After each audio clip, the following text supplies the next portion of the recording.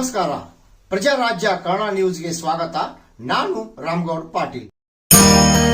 ತ್ರಿವರ್ಣ ಧ್ವಜವೇ ನಮ್ಮ ಹೆಮ್ಮೆ, ಭಾರತ ಮಾತೆಯ ಸೇವೆ ನಮ್ಮ ಜನ್ಮದ ಹೆಮ್ಮೆ. ನವ ಭಾರತದ ಹೃದಯದ ದಿನ, ಪ್ರತಿಯೊಬ್ಬ ಭಾರತೀಯನ ಹೆಮ್ಮೆಯ ದಿನವೂ ಹೌದು. ನಮ್ಮ ರಾಷ್ಟ್ರ ಪ್ರೇಮವನ್ನು ಮತ್ತೆ ಮತ್ತೆ ಜಾಗೃತಗೊಳಿಸುವ ಅಪೂರ್ವ ದಿನವಿದು.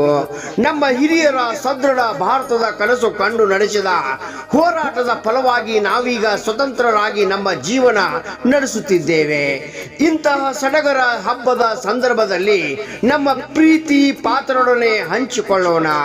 ಅದೆಷ್ಟೋ ಮಹನೀಯರ ತ್ಯಾಗ ಬಲಿದಾನದ ಪ್ರತೀಕ ಈ ಸ್ವಾತಂತ್ರ್ಯೋತ್ಸವ.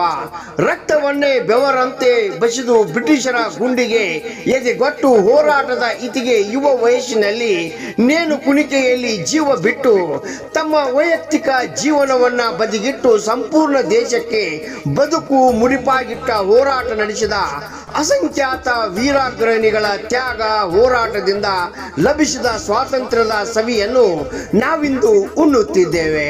ಹೀಗಾಗಿ ಈ ದಿನ ಇವರೆಲ್ಲರಿಗೂ ಗೌರವ ಸಲ್ಲಿಸುವುದು ಪ್ರತಿಯೊಬ್ಬ ಭಾರತೀಯ ಆದ್ಯ ಕರ್ತವ್ಯ. ದೇಶಕ್ಕಾಗಿ ಪ್ರಾಣ ತ್ಯಾಗ ಮಾಡಿದ ವೀರರನ್ನು ಸ್ಮರಿಸೋಣ. ಭಾರತ ಬೆಳಗಲಿ, ವಿಶ್ವದ ಮುಂಚೂಣಿಯಲ್ಲಿರಲಿ. ನಮ್ಮ ಜೀವನದ ಕನಸಿನಲ್ಲಿ ದೇಶಭಕ್ತಿ ಜಾಗೃತವಾಗಿರಬೇಕು. ಸಮಸ್ತ ನಾಡಿನ ಸರ್ವರಿಗೂ ಸ್ವತಂತ್ರ ದಿನಾಚರಣೆಯ ಶುಭಾಶಯಗಳು. ಶುಭಾಶಯ ಕೋರುವವರು ಶ್ರೀ ರವಿ ರುದ್ರಪ್ಪ ಹುಡೇದ್, ಗ್ರಾಮ ಆಡಳಿತಾಧಿಕಾರಿ, ಬೆಲ್ಲದ ಬಾಗೇವಾಡಿ ಹಾಗೂ ಸಿಬ್ಬಂದಿ ವರ್ಗ.